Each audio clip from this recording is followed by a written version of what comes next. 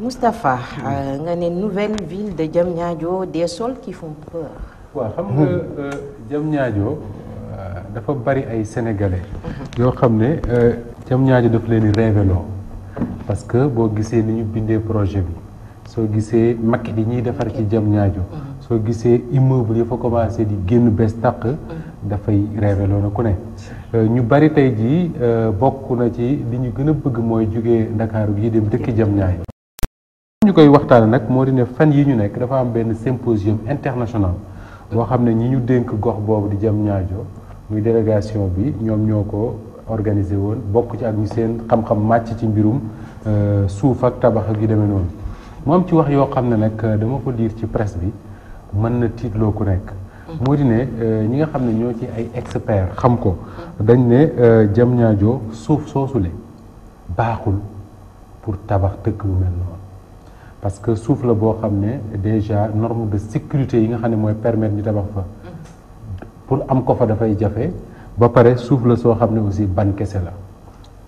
loolu nag bari na ay sénégalais yoo xam ne xëy na seen xam-xam màccul ci wàllu woowu mais bu ñu daan romb Diamniadio rek dafa mel ne réflexe daan doon ci ñoom suñu xoolee suuf si Diamniadio danaan est-ce que fii effectivement mook suufu feneen ak feneen a yem bari na ñu doon wax ne jënd fa terrain wóorul parce que boo ko jëndee doo ko mun a tabax mais bu demee ba ñi nga xam ne ñoom ñooy ay experts ci wàllu bokk na ci ko tudd Ibrahima Khalil Cissé nga xam ne moom mooy président association des laboratoires et bureaux d'études géotechniques moom mu wax ne d'abord problème bi nga xam ne moo njëkk am ci Diamniadio mooy sécurité wu construction mooy li ma wax sànq ak coût élevé des fondations parce que ñu bari ne nañ boo fa jëndee suuf tey soo ko bëggee tabax la ngay def ca fondation ba rek déjà pour tabax ko boo defu ndànk war na tabax kër loolu nag di ci yan critère la ñu tànnee Diamniadio pour installer fa dëkk bu mel noonu déjà ñu bari nee na Diamniadio dafa jege Dakar donc pour décongestionner Dakar mënoon nañ seet fu ko gën a sori xëy na mais Diamniadio am na ñu gis ne c'est un bon plan parce que soriwul Dakar justement mais am na ñu ne soriwul Dakar mooy gën créer une toute nouvelle ville may fàttali ne Ablaye Wade am na ay temps li mu waxoon mooy nañu def une nouvelle ville à Lompoul Lompoul mi ngi nekk ci département wu Kébémer région wu Louga jege géej gi suuf su nooy la su bëree bëri moom Ablaye Wade proposé woon à l'époque am na sax ñu ne woon pourquoi pas Diourbel ku mel ne maître Doudou Ndoye bi muy campagne moom li mu doon wax mooy Diourbel moo war a nekk la deuxième ville Sénégal parce que am na espace pour tabax loo bëgg et tout mais en tout cas finalement choix bi Diamniadio la alors ñu toog ba heure bi ñuy poser problème suuf parce que dañu ne c'est des sols gonflants noonu lañ ko waxee ñoom techniciens yi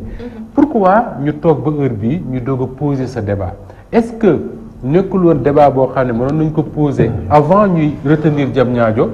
discuter ci ak ñi nga xam ne ñëpp ñoom la fa bu ñu demee ba xam ne Diamniadio c'est un bon choix ñu def ko fa bu nekkul c'est un bon choix ñu seeti feneen mais pourquoi ñu tànn ko ba commencer tabax ba léegi doog a poser ce débat là loolu moo jaaxal Sénégalais yu bari ñi nga xam ne surtout amuñu xam-xam ci wàllu suuf soosu mais mu am keneen koo xam ne mi ngi tudd Pape Goumba Lo expérimental des recherches et d'études pour l'équipement moom mu ne suuf su bon amul c'est-à-dire pour moom suuf su bon amul mën nañoo tabax fu ne l'essentiel nee na pour moom mooy ñu am d'excellents ingénieurs su ingénieurs yi nga xam ne ñoom ñoo xam suuf xam nan lañ mën a def pour tabax si su amee rek foo mënti def dëkk baax na te Diamniadio moom noonu la jàppe ne l'essentiel mooy nañ amee mais le problème mooy tey kan moo mën a tabax Diamniadio parce que su fekkee dañu tabax dëkk boo xam ne nee nañ suuf si baaxul ñenn ñi ne suuf su bon amul comme ni ko waa ji waxee l'essentiel mooy nañ am ingénieur yu baax mais l'essentiel également mooy nañ am moyen parce que tey suuf la soo xam ne am na ñoo xam ne buñ ko jëndee mënuñu fa tabax parce que xaalis ba muy laaj pour ñu mën a tabax foofule amuñu ko muy tekki lenn lu yomb moo di ne Diamniadio ñu wax ko rek mooy tabaxuñ ko pour sénégalais wala boog tabaxuñ ko pour tous les sénégalais dañu créer une ville pour des investisseurs soo deful ndànk li mu nar a jur mooy li waa Tëngéej commencé di wax moo di ne Diamniadio dina rey Tëngéej dëkk yi nga xam ne ñoo wër Diamniadio nga xam ne mooy ay Bargny ba ci Diamniadio boobu sax quoi ñi nga xam ne ci village bi lañ dëkk suñ deful ndànk danañ xool dëkk boo xam ne dañ koy xool mu mel ne Paris ci ñoom alors que à côté ñoom dañuy am problème courant dañuy am problème ndox dañuy am problème lekk injustice wala inégalité boobu moom la Diamniadio dara jur te li ñuy wax nii am na télévision France 2 bu defoon un reportage ci Diamniadio bu waxoon déjà loolu dañ ne woon Diamniadio ñi ngi koy tabax ci réew moo xam ne mi ngi bokk ci les 25 pays les plus pauvres du monde loolu la tubaab yooyu waxoon. wax tamit ne Diamniadio googule mi ngi nekk ci dëkk boo xam ne ñi ko wër amuñu luñ lekk amuñu luñ naan tubaab yooyu ñoo waxoon ne Diamniadio kër ga fa gën a yomb yañ fay jaay dafa gën a yomb ci appartement yooyu ñu tabax 20 000 euros moo la koy may 20 000 euros c'est 13 millions de francs CFA. C'est pas n'importe quel Sénégalais moom moo fa nar a dëkki alors li muy jur mooy li ma wax sànq un projet pharaonique ñoom sax d'ailleurs tubaab yi dañ ne woon c'est la ville de la démesure maanaam dëkk boo xam dafa ëpp pour Sénégal li mu nar a jur mooy da nga fa am des projets pharaoniques yi lañ fay def am ay zones industrielles am ay appartements yu ñu fa tabax ak yëpp mais catégorie wu yenn Sénégalais yi ñoo fay dëkk yeneen Sénégalais yi ñoom seet neneen nuñ def muy leneen loo xam ne mën na ko jur mooy Diamniadio boo deful ndànk dina nekk une ville fantôme mooy ville boo xam ne lépp a fay am mais du amee nit dina am lépp loo soxla rek Macky Sall dina fa tabax benn annexe su palais dina am lépp loo soxla mais li nga xam ne mooy def ville muy ay nit nga xam ne ñoom ñooy créer activité économique ñoom ñooy jëndante ñooy jaayante soo deful ndànk du am Diamniadio parce que justement Sénégal millions dem jëndi kër bariwul donc résultat on pose maintenant le problème de Diamniadio jaroon na ko wala jaru ko woon est-ce que c'était un bon site wala déet est-ce que mënuñu ko woon defi feneen xëy na bu nekkoon ci beneen suuf bu gën a yomb mën nañu tabax des centres d'affaires et tout mais am ay Sénégalais yoo xam ne mën nañ jëw jënd terrain tabax fa dëkk à côté mais tey jii loolu boo deful ndànk du am Diamniadio parce que ñi ma ci waxtaanal ñëpp seen xel màcc seen xam-xam màcc loolu mooy pour un particulier maanaam un Cheikh Tidiane Gomis wala Moustapha Diop jënd fa terrain tabax ko lu jafe-jafe lay doon état rek moo ko mën wala ay privé yoo xam ne dañuy jógee ñii Dubaï ñii Chine ñii France ñii feneen ñoo tabax fa loolu mooy li Diamniadio na la jur te malheureusement dañu bàyyi ba commencé tabax dëkk bi ba mu avancé bu projet bi avancé ñuy doog a poser ce débat là et c'est vraiment dommage. C'est vraiment dommage. xam nga affaire u terrain bi yàlla rek moo tax may wax avant que kii bi di wax experts yi di wax man loolu yàgg naa ko dégg yàgg naa dégg lii que suuf si te loolu maanaam ñu yàggan kii ci suuf ñu bari dañ ne naan boole na parce que man dafa am sama benn xarit bu ma mës a wax dégg nga mën na ko mais man daal saa yi man daal dama bëgg a teeree Diamniadio wax bii la ma wax mu ne ma booy ut dama ut feneen suufu Diamniadio moom moo nekk suuf soo xam ne laa nee na ma suuf si du comme suuf yu yomb yi nii waaw boo ko naka jël di nga ci dugal xaalis bu bëri wallaay loolu yàgg nañ ko te wóorul nii la ma ko waxee kon lii yàgg na am c'est que tamit man fi may ànd ak yow moom mooy lu tax ñu xaar ba léegi di génnee débat bi ba nga xam ne léegi vraiment dina jaaxal ñu bare day jaaxal ñoo xam ne léegi nag mooy léegi nag li muy indi moom mooy tamit beneen affaire moom mooy man kii sama problème du foofu dama bëgg xam man loolu ñuy tabax yooyu di jóg rek mu ngay jóg rek di dem mbaa du suñu poste lay kii mbaa du ñun ñoo koy fay fu muy jógee feneen pour suñu poste yi xam nga ne loolu attentat la. mën nañu jàll ci suñu ñaareelu waxtaan Moustapha. nga ne présidentielle 2019 Macky impose le parrainage. waaw xam nga Sénégal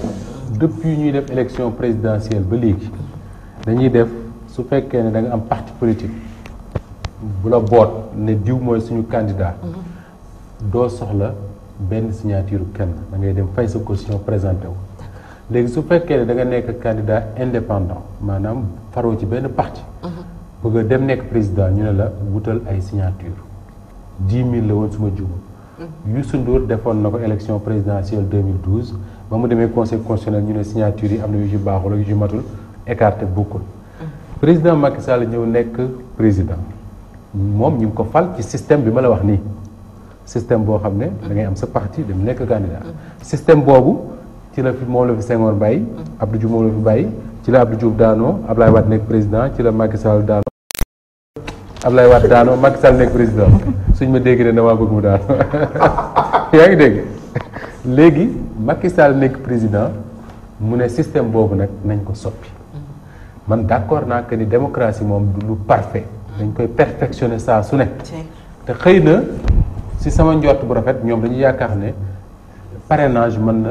dimbali démocratie parce que ñoom li ñu expliqué parrainage mooy dañu bëgg candidature yi bañ a bareet yi comme ni muy baree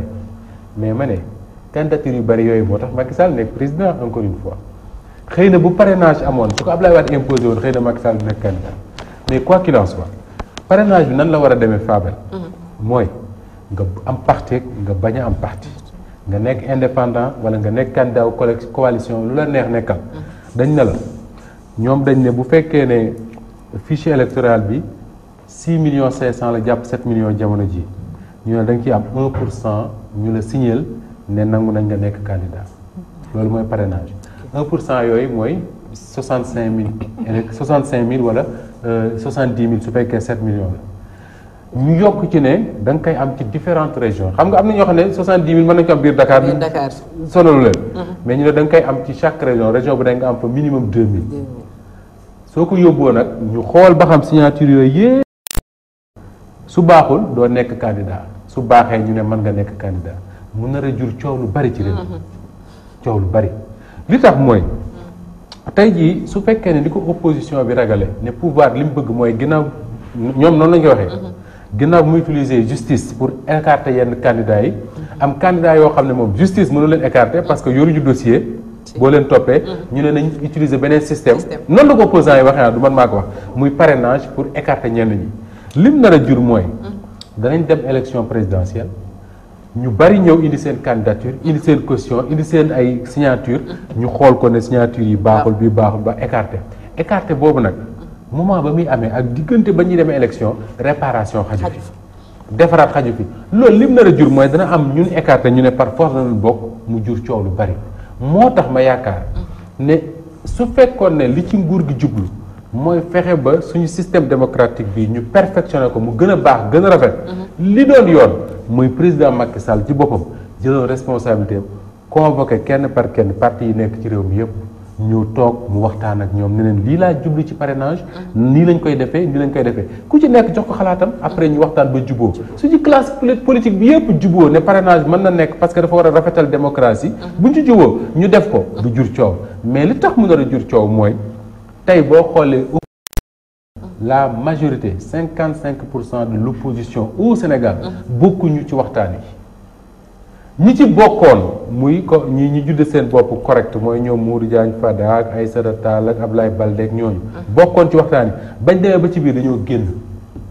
ne bokkatuñ ci cela veut dire quoi que ni pouvoir bi tey moo jël responsabilité wu imposer parrainage ni ma la ko waxee sànq ne dañuy modifier le code électoral modifier la constitution yóbbu ko assemblée nationale ñu voté ko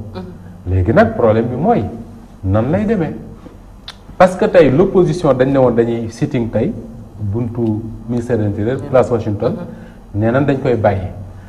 jël beneen rendez-vous mooy ban mooy bés bu ñu yóbboo mbirum parrainage mi assemblée pour jox ko député yi ñu voté ko ñu ne na Sénégal gépp ñëw daje fa loolu nag dafay am lu ñuy fàttali 23 juin 23 juin du woon parti politique yi Sénégal gépp ñoo xëyoon ne comme Ablaye Wade dafa nar a teg benn projet boo xam ne bu fi jógee doomam ma koy wuutu nañ fa daje ji ñun ñëpp wan ne ko d'accord te gis nga li mu jur keroog bu nit ñi gaawul woon réew bi tàkk est-ce que loolu mën na amaat je n'en sais rien mais li ma xam tey mooy question parrainage du question du problème parti politique yi rek parce que bu fekkoon ne parti politique rek lay yem mën nañ ne nañ rayante ba mu neex leen mais le problème mooy li mu nar a jur Sénégalais parce que tey naa la waxal ne am na ñoo xam ne wax nañ dana nekk candidat te bis bu ñu indee seeni signature pour nekk candidat ñu ne leen bokkuñu jaral na leen élection bañ am Sénégal jaral na leen ko donc moo tax ma yaakaar ne nous sommes à quelques 10 mois ou quelque chose comme ça de la présidentielle jaroon na sax le président Macky Sall ne comme jubóowuñu ci mbirum parrainage su fekkee ne lu rafet la ci jubloo encore une fois jaroon na mu ne comme jubóowuñu ci affaire parrainage d'accord nañ ko bàyyi mais su ma gañee élection 2019 yi li may njëkk a def mooy modifier loi bi ñu def parrainage élection yooyu ñëw mais loolu mooy li rafet mais su fekkee ne yow ñi ngi lay jiiñ ñi ngi wax ne yow lii da nga ko bëgg a def pour écarter ay candidats nga ne par force nañ ko def tey nañ ko def mais suspicion day am te suspicion li muy jur mooy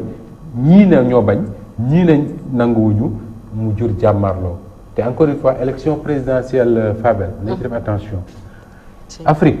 c'est très rare nga dégg ñu ne élection wu député pare nañu xeex c'est très rare. très rare parce que lu tax mooy député ay groupe ay faloondoo ñii tey jii bu ñu demoon élection présidentielle mën nga bokk ak nit ci benn parti moom ñu sàcc ko gox ba mu nekk yow gox ba nga nekk nga jàll moom bu dee xeex mën na la ko bañ a jaral parce que da nga naan de toute façon mën naa siéger mais élection présidentielle kenn nay fal lu ne mën na ko jur donc mbirum je crois que lu jara def attention la su ko jaree comme président Macky Sall li waa ji waxoon sëñ Modou Kara moo ko ni mu ko waxee ñëw ma ko répété comme dëgër na ba ne dana ko def mais na ci ñi nga xam ne nag bu ëllëgee bu coow amee ñooy taxaw di ci dox jàmm nañ ci dox ca teel ga mbirum parrainage bi ñu def ci attention. xam nga man benn problème laa am ci lii ci parrainage mooy que Moussa xam nga balaa coow lii na nga indi coow wax nga ko parce que mooy nit ki ñëw ut parrainage am mu ñëw ñu dégg nga ñu ne ko non xam nga lu ma bëgg a xam te sa bare naa ci ay morom de parce que depuis barki dem maa ngi dégg ay nit di koy laajte ñu ne parrainage boobu lu muy demee par exemple xam nga da nga ne 2000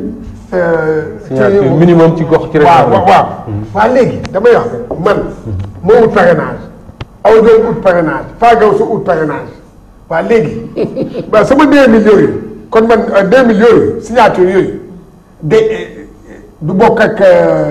boosu faagaw su wala du bokk xam man loolu la Sénégalais yi bëgg a xam. exactement xam nga avant. est-ce que leer na xam nga li opposition bi di wax nii. waaw mooy texte bi nga xam ne moom la Macky Sall di yóbbu assemblée. wala boog moom la gouvernement bi di yóbbu assemblée. waaw ba léegi xamaguñ la ci. donc cette question là ngay poser peut-être question mais bi ñuy commencé waxtaan bi li ñu waxoon. moo di ne man par exemple. yow mën ngaa nekk candidat Awa nekk candidat man ma bokk ci say parrain bokk ci parrain wu Awa. comprendre donc mën naa signer fii dem signer ci Awa mais le problème nekkul foofu problème mooy Youssou Ndour par exemple Youssou Ndour Cheikh Tidiane wallaay nga bëgg ko nga bañ ko 10 000 signatures tëwu ko su ko neexoon dajale 1 million de signatures mais buñ ne laa Youssou Ndour yóbbu na 10 000 signatures ñu ne am na yu ci baaxul ba tax nekkul bokkul élection présidentielle cela veut dire quoi que ni bu ëllëgee Fabel mën na ñëw ne signal naa Cheikh Tidiane pour mu nekk candidat ñu dem jël fichier électoral bi déglu baax na ma daal jël fichier électoral bi jël carte d'identité Fabel ak carte électeur am dugal ko ci fichier bi xool Fabel nekku ci signature yooyu baax même bu dee 70 000 69 000 yi 999 yi ci des benn baaxul parce que bi nga dugal baaxul te Cheikh Tidiane bul fàtte mukk ne élection yi ñu jàll fii ci Walfadjri wax nañ ko fi lu baree bari bis élection yi bari na Sénégalais yu dem di voté ji yor seen carte électeur yor seen carte d'identité dem ñu xool liste yi ne leen nekku leen ci. nekku leen ci. tey jii Awa Diop Ndiaye dina jël carte d'identité signal nit pour mu nekk candidat kooku dem ñu xool. ne Awa am na carte d'identité am na carte électeur mais fichier bii nekku ci. nañu jàll ci suñu ñetteelu waxtaan. waaw très rapidement rek parce que là ce n'est même pas chronique boo xam ne dañ ci yàgg di wax mais juste un appel parce que depuis quelque temps waajur yëpp ñu am njaboot ñëpp ku ci tëdd doo nelaw ku ci sa doom di jàngi sa xel du dal tant que ñëwaatul ñenn ñi ko man dañuy jóg di yóbbul seen doom seeni bopp ñeneen ñi ngi nekk seen nopp doom yi fu ñu toll naan la bul jaar fii jaaral fii boo dajeeg diw bu ne laa diw bu la oto neekaami yóbbaale la xam nga yooyu yëpp loolu la ñuy woowee psychose li mu nar a jur mooy am na parents yoo xam ne duñu jéemuñoo faj parce que li ñu mën rek mooy wax ak seen njaboot mais am na ñoo xam ne dañ fa xaarul loolu dañuy faj te li indi faj gi mooy ba mbir mi xewee ba léegi tekkaaral gi dafay yàgg état wu Sénégal man maa ngi wax barki démb li musuma xam ne amoon nañ un ministre wala une ministre de la bonne gouvernance et de la protection sincèrement bokkul woon ci ministre yi ma xam barki démb laa koy soog a xam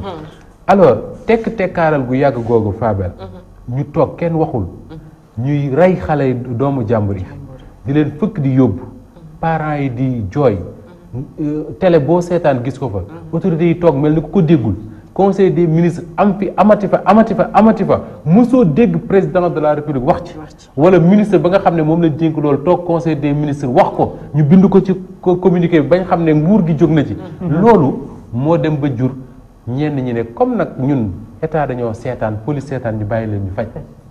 bàyyi leen ñu faj mooy lan mooy koo gis mu yor xale dem nga lijjanti xale bi fu mu ko jëlee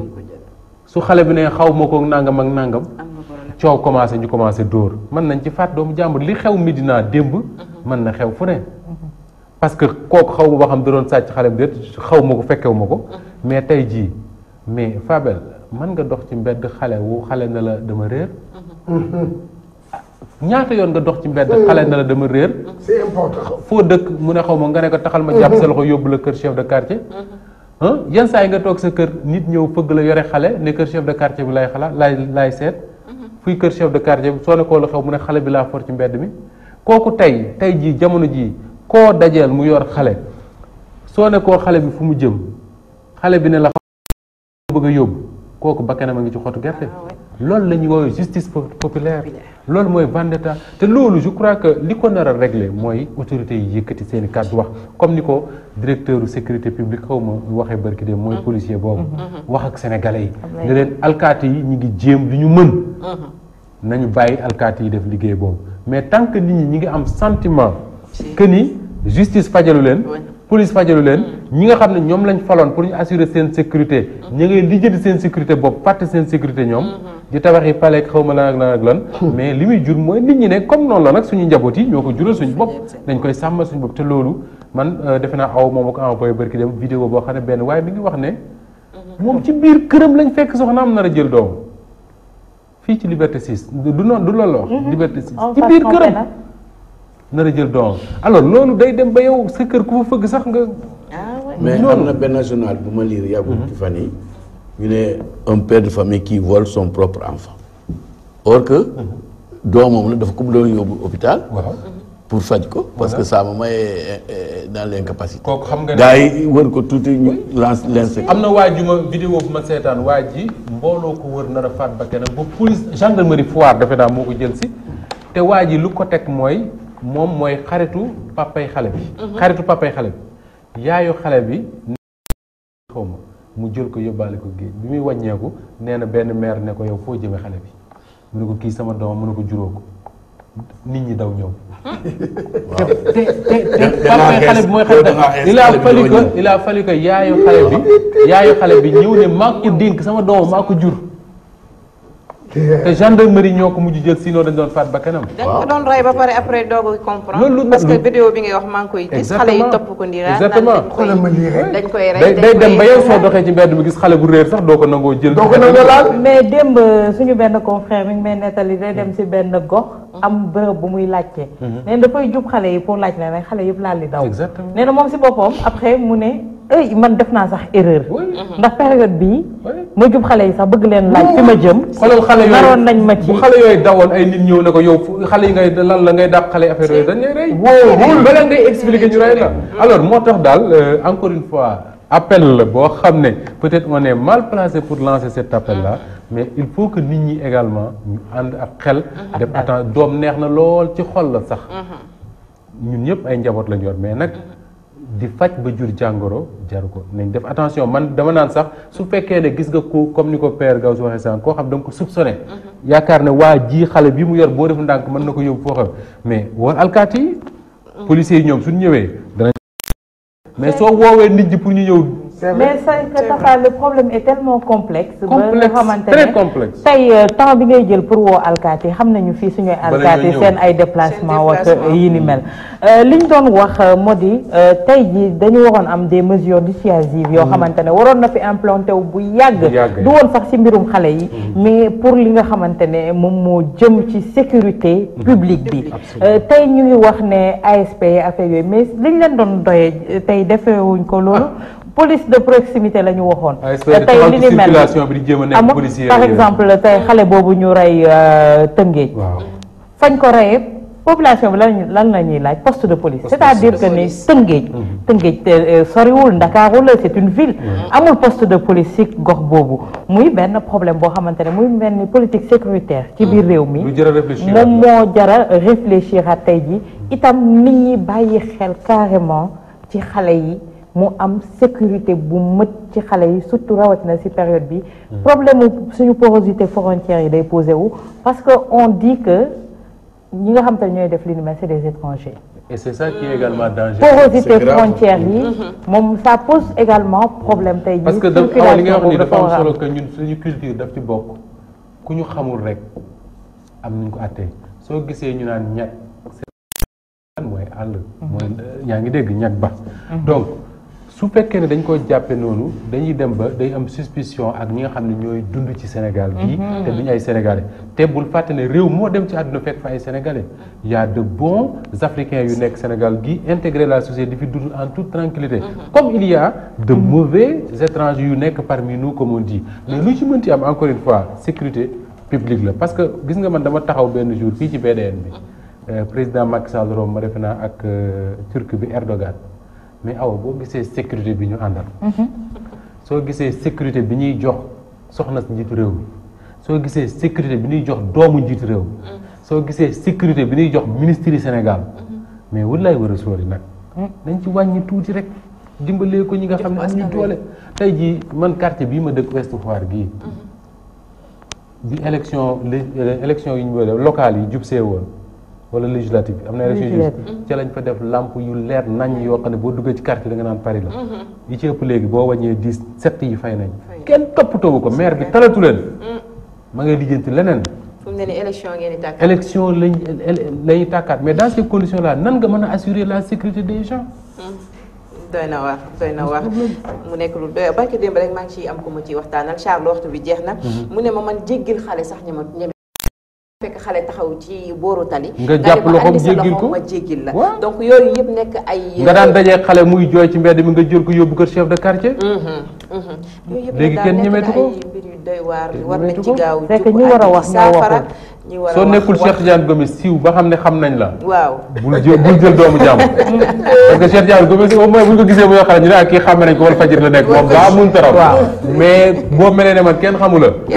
non boo rombee doomu jàmbur bàyyi Moustapha am na solo waxtu bi xoj nañu waxtaan bi am na solo ñu jaajëfal la ñu ngi lay jaajëfal baax yow tamit Fabel di jaajëfal ñëpp ñuy seetaan